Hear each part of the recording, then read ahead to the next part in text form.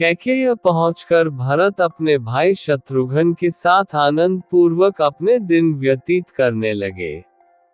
भरत के मामा अश्वपति उनसे उतना ही प्रेम करते थे जितना कि उनके पिता राजा दशरथ।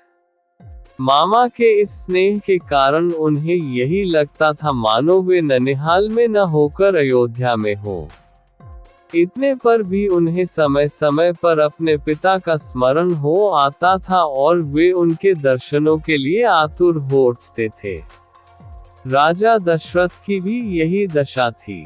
यद्यपि राम और लक्ष्मण उनके पास रहते हुए सदैव उनकी सेवा में संलग्न रहते थे, फिर भी वे भरत और शत्रुघ्न से मिलने के लिए अनेक बार व्याकुल हो उठते थे। समय व्यतीत होने के साथ राम के सद्गुणों का निरंतर विस्तार होते जा रहा था। राजकाज से समय निकालकर आध्यात्मिक स्वाध्याय करते थे। वेदों का सांगोपांग अध्ययन करना और सूत्रों के रहस्यों का समझकर उन पर मनन करना उनका स्वभाव बन गया था। दुखियों पर दया और दुष्टों का दमन करने के लिए सदैव तत्पर रहते थे। वे जितने दयालु थे, उससे भी कई गुना कठोर वे दुष्टों को दंड देने में थे। वे न केवल मंत्रियों की नीतियुक्त बातें ही सुनते थे बल्कि अपनी ओर से भी उन्हें तर्क सम्मत अकाट्य युक्तियां प्रस्तुत करके परामर्श भी दिया करते थे। अनेक युद्धों में उन्होंने सेनापति का दायित्व संभालकर दुर्धर्ष शत्रुओं को अपने पराक्रम से परास्त किया था। जिस स्थान में भी वे भ्रमण और देशाटन के लिए गए वहां के प्रचलित रीति रिवाजों, सांस्कृतिक धारणाओं का अध्ययन किया, उन्हें समझा और उनको यथोचित सम्मान दिया। उनके क्रियाकलापों ऐसे थे कि लोगों को विश्वास हो गया कि रामचंद्र क्षमा में पृथ्वी के समान, बुद्धि विवेक में बृहस्पति के समान और शक्ति में साक्षात देवताओं के अधिपति इंद्र के समान है। न केवल प्रजा वरन स्वयं राजा दशरथ के मस्तिष्क में यह बात स्थापित हो गई थी कि जब भी राम अयोध्या के सिंहासन को सुशोभित करेंगे, उनका राज्य अपूर्व सुखदायक होगा और वे अपने समय के सर्वाधिक योग्य एवं आदर्श नरेश सिद्ध होंगे। राजा दशरथ अब शीघ्रातिशीघ्र राम का राज्याभिषेक कर देना चाहते थे। उन्होंने मंत्रियों को बुलाकर कहा, हे मंत्रीगण, अब मैं वृद्ध हो चला हूँ और रामचंद्र राज सिंहासन पर बैठने के योग्य हो गए हैं। मेरी प्रबल इच्छा है कि शीघ्रातिशीघ्र राम का अभिषेक कर दूं। अपने इस विचार पर आप लोगों की सम्मति लेने के लिए ही मैंने आप लोगों को यहाँ पर बुलाया है। कृपया आप सभी अपनी सम्मति दीजिए। राजा दशरथ के इस प्रस्ताव को सभी मंत्रियों ने प्रसन्नतापूर्वक स्वीकार किया। शीघ्र ही राज्य भर में राजतिलक की तिथि की घोषणा कर दी गई और देश देशांतर के राजाओं को इस शुभ उत्सव में सम्मिलित होने के लिए निमंत्रण पत्र भिजवा दिए गए।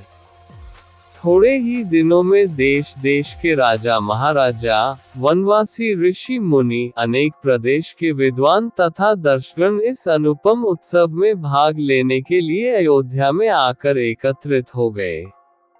आए हुए सभी अतिथियों का यथोचित स्वागत सत्कार हुआ तथा समस्त सुविधाओं के साथ उनके ठहरने की व्यवस्था कर दी गई।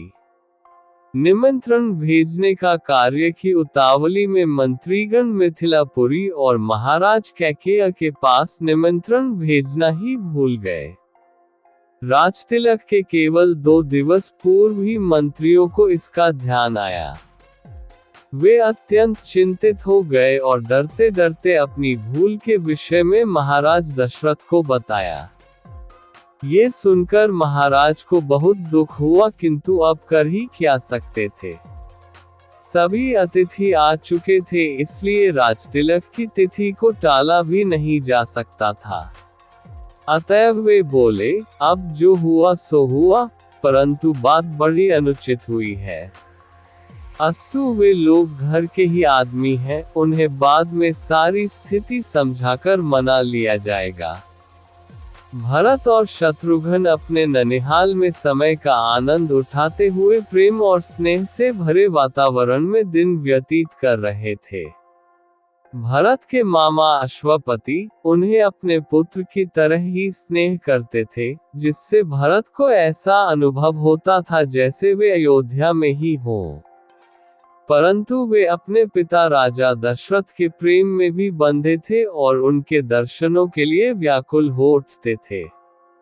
राजा दशरथ भी भरत और शत्रुघ्न से मिलने के लिए तरसते रहते थे, हालांकि राम और लक्ष्मण उनकी सेवा में लगे रहते थे। समय के साथ राम के गुणों का विस्तार हो रहा था। वे राजकार्य से समय निकालकर आध्यात्मिक ज्ञान और वेदों का अध्ययन करते थे। वे दुखियों के प्रति दया रखते थे और दुष्टों के लिए कठोर होते थे। नीतियों में अपनी तार्किक और विवेकपूर्ण राय देकर मंत्रियों को मार्गदर्शन देते और युद्ध में अपनी वीरता से दुश्मनों को पराजित करते। भ्रमण और देशाटन के दौरान वे विभिन्न संस्कृतियों का अध्ययन कर उनका सम्मान करते। राम के गुणों से लोग उन्हें क्षमा में पृथ्वी के समान, बुद्धि में बृहस्पति और शक्ति में इंद्र के समान मानते थे। राजा दशरथ को भी विश्वास हो गया था कि राम का राज्य सुखदायी होगा और वे एक योग्य नरेश सिद्ध होंगे।